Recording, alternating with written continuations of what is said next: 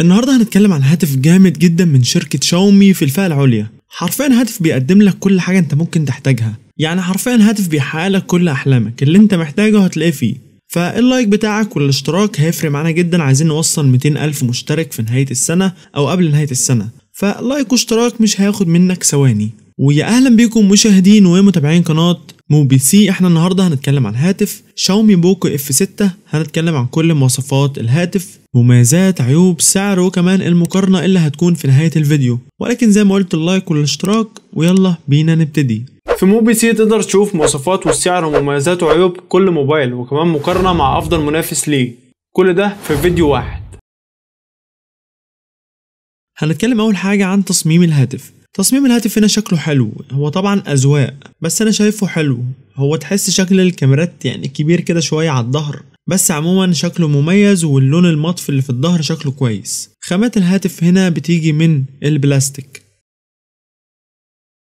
خلونا هنا نتكلم عن الشاشة ونشوف نظامها ايه. الشاشة هنا بتيجي بحجم 6.67 بوصة، جودتها 1.5K وبدقة 2712 في 1220 بكسل، مع معدل كثافة بكسلات 446 بكسل لكل انش. والشاشة نوعها أموليد، ومعدل تحديثها 120 هرتز، وبتدعم الدولبي فيجن والاتش دي ار 10 بلس. وسطوع الشاشة 2400 شمعة، وعليها طبقة حماية جوريلا جلاس فيكتوس. الشاشة هنا الصراحة محترمة وكويسة جدا على فئة وسعر الهاتف. يعني الشاشة بتقدم لك مميزات كتير زي ال اتش دي ار 10 بلس والدولبي فيجن مع 120 هرتز مع سطوع ممتاز والشاشة أموليد. فحقيقي الشاشة هنا هتاخد منها تجربة ممتازة وتستمتع بيها في السعر ده. نشوف أداء الهاتف أو المعالج. والمعالج هنا هو جديد من سناب دراجون، هو سناب دراجون 8S جين 3 أو جين 3، من أقوى معالجات كوالكوم أو سناب دراجون حاليا، اللي بيجي بدقة تصنيع 4 نانو. والمعالج هنا قوي وجبار، يعني حقيقي شوف انت عايز تشغل ايه ومش هيقف قصاده حاجة. ألعاب تقيلة، برامج تقيلة، استخدام كبير وتقيل، معالج بيقدم أداء جبار وممتاز. فحقيقي بالنسبة لفئة الهاتف وسعر الهاتف فهو جامد. الجهاز هنا بيجي بنسختين، واحدة 256 جيجا مع 8 جيجا رام، والتانية 256 جيجا مع 12 جيجا رام. والجهاز ما بيدعمش تركيب كارت ميموري خارجي. الجهاز هنا بيجي باتنين كاميرا خلفية، الأولى 50 ميجا بكسل ودي الكاميرا الأساسية وفيها تثبيت بصري، والكاميرا التانية 8 ميجا بكسل ودي كاميرا ألترا وايد للتصوير بزاوية واسعة. والكاميرا الخلفية هنا تقدر تصور فيديوهات 4K 30 أو 60 فريم في الثانية، وكمان بتصور فيديوهات فول اتش دي من 30 ل 240 فريم في الثانية، وفيها تثبيت إلكتروني. وكاميرا الهاتف الأمامية بتيجي 20 ميجا بكسل، وتقدر تصور فيديوهات جودتها فول اتش دي بمعدل 30 أو 60 فريم في الثانية. بطارية الهاتف هنا جايب حجم 5000 ملي أمبير، بطارية كويسة جدا خصوصا مع المعالج الموفر للطاقة، بالإضافة لدعمها الشحن السريع بقوة 90 واط، سرعة ممتازة خرافية، يعني تقدر تشحنها بالكامل في خلال 35 دقيقة فقط.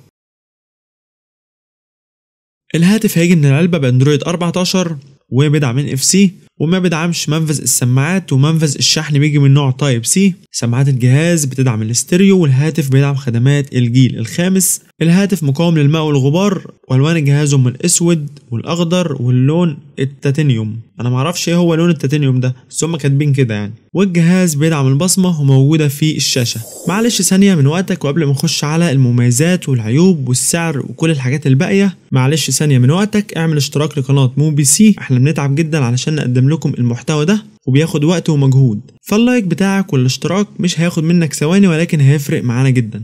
ويلا بينا نكمل. طيب بالنسبة لمميزات الهاتف، فالمعالج قوي ومميز وجبار على فئة الهاتف. برضو الشاشة جودتها ممتازة وأموليد مع 120 هرتز، هتاخد منها أداء مميز. البطارية والشحن السريع ممتازين الصراحة.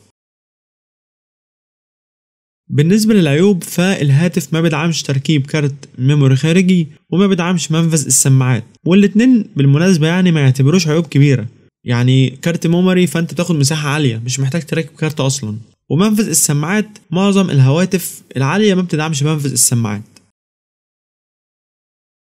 طيب خلونا دلوقتي بعد ما شفنا كل حاجة عن الهاتف وقبل ما نخش على المقارنة اللي هتكون في نهاية الفيديو، خلونا نعرف سعر الهاتف. ولكن خد بالك ان السعر في مصر وفي السعودية مجرد اسعار احنا متوقعينها، لان الجهاز لسه منزلش ولا في مصر ولا في السعودية. الاسعار دي لنسخة 256 جيجا مع 8 جيجا رام. الهاتف تم اطلاقه في الخارج بسعر $380.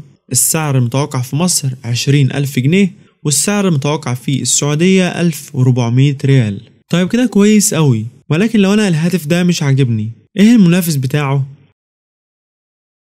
هقولك عندنا هاتف ريلمي جي تي نيو 6 اس اي. الهاتف ده هو اقوى منافس لهاتف شاومي بوكو اف 6 او اف 6.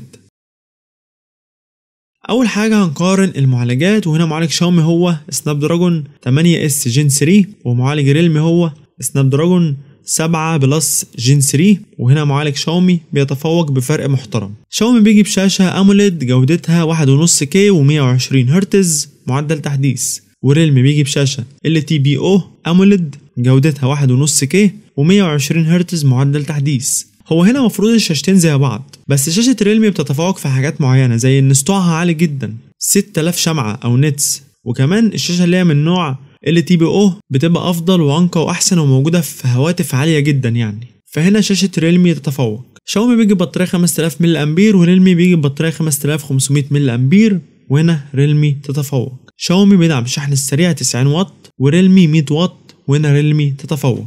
طيب دلوقتي بعد ما شفنا الفرق ما بين الجهازين في الامكانيات، خلونا نعرف الفرق ما بينهم في الاسعار. بس خليك عارف ان سعر شاومي ده متوقع، انما سعر ريلمي ده موجود عادي في مصر، يعني نزل عادي.